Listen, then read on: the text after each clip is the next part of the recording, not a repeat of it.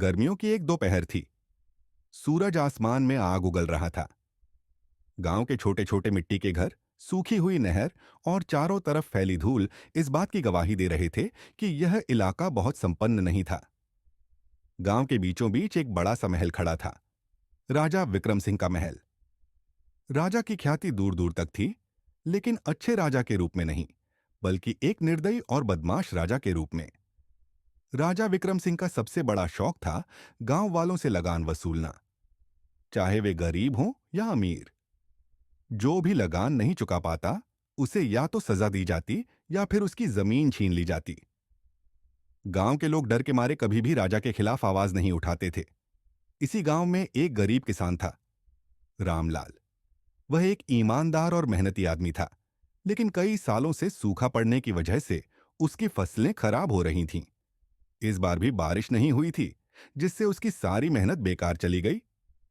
जब राजा के सिपाही लगान वसूलने आए तो रामलाल ने हाथ जोड़कर कहा, महाराज, इस साल भी मेरी फसल नहीं हुई, मैं कैसे लगान दूं?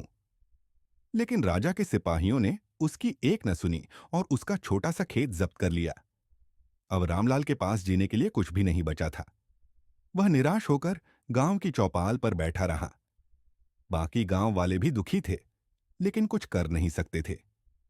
एक रात रामलाल अपने छोटे से टूटे हुए घर में बैठा था, जब उसे कुछ आवाजें सुनाई दीं।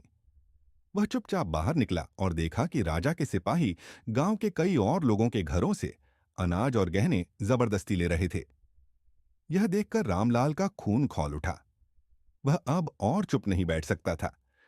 अगली सुबह उसने गांव वालों को इकट्ठा किया और बोला, हम कब तक इस जुल्म को सहते रहेंगे? अगर हम सब मिलकर एक साथ खड़े हो जाएं, तो राजा का घमंड तोड़ सकते हैं।